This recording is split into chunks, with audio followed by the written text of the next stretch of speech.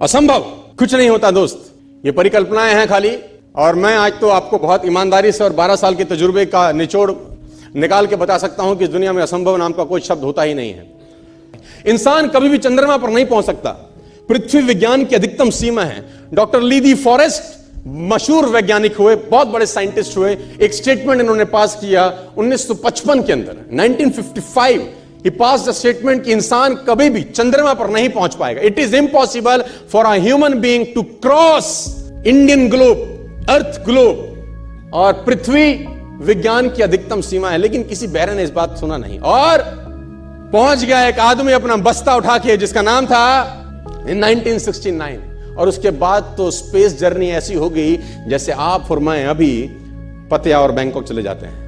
Lord kelvin बहुत बड़े scientist हुए, उनका स्टेटमेंट आया कि सिर्फ पक्षी उड़ान भर सकते हैं, हवा से भारी मशीन का उड़ान भरना असंभव है। इट इज इम्पॉसिबल कि हवा से कुछ भी भारा हो और वो उड़ सके, क्योंकि ग्रेविटी उसको गिरा देगा। लेकिन तमाचा मारा इन लोगों ने, तमाचा मारा और लिख के दिया कि हमने साइकिल के स्पेयर पार्ट से इंसानों को पक्षी बना दिया। साइकिल के स्पेयर पार्ट से इंसानों को पक्षी बना दिया। 16 साल लगे राइट ब्रदर्स को जहाज का निर्माण करने में। लेकिन इन लोगों ने उसकी बात नहीं सुनी कि जो कहते थे कि वायु का सिद्धांत तुम्हारे विपरीत है।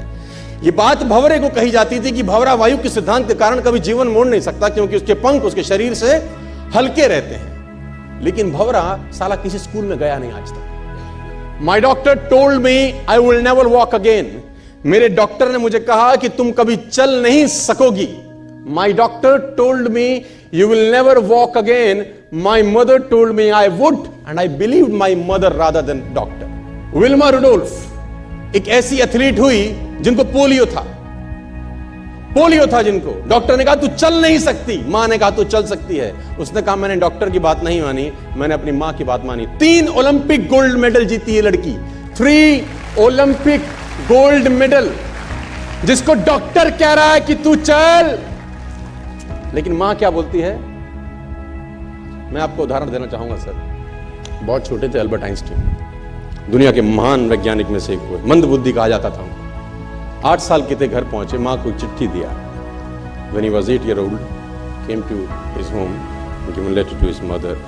मां को एक चिट्ठी दिया, मां ने वो चिट्ठी पढ़ा। 8 साल के थे और चिट्ठी में प्रिंसिपल का खत था उसकी मां के नाम। प्रिंसिपल ने ये लिख के भेजा कि आपका बच्चा विलक्षण प्रतिभा का धनी है, ग्रेट पावर है इसके अंदर, क्योंकि बहुत बड़े साइंटिस्ट बने बड़े होकर। मंद बुद्धि बचपन में समझा जाता था। आपका बच्चा विलक्षण प्रतिभा का धनी है, इसके अंदर असीम संभावनाएं हैं। तो हमारा स्कूल, हमारी मैनेजमेंट, हमारी फैकल्टी, हमारा टीचर इस लायक नहीं है कि हम आपके बच्चे को अच्छी शिक्षा दे सकें। तो it's better for you to take care of your son. आप अपने बच्चों को अपने घर में पढ़ाइए, हम लायक नहीं है कि आपके बच्चे को पढ़ा सके। और उसकी मां ने पढ़ते पढ़ते आंखों में आंसू ले आई और उसने बच्चे को कहा कल से तो स्कूल नहीं जाएगा, मैं तेरी परवरिश घर पे करूंगी, क्योंकि तेरा टीचर तुझे इस लायक नहीं समझता। मतलब वो अपने आप को इस लायक नहीं समझते। बच्चा खुश हुआ, मोटिवेट हो गया और लग गया। उसकी मां का निधन हो गया और अल्बर्ट आइंस्टीन बहुत बड़े साइंटिस्ट हो गए। अल्बर्ट आइंस्टीन जब बहुत बड़े साइंटिस्ट हुए तो मकान शिफ्ट कर रहे थे अपना, और जीवन का सच्ची घटना वो अपनी ऑटोबायोग्राफी में लिखते हैं कि जब मैं मकान शिफ्ट कर रहा था तो एक ड्रॉस के अंदर मुझे वो व्हाइट कलर का पेपर फोल्डेड अवस्था में मिला।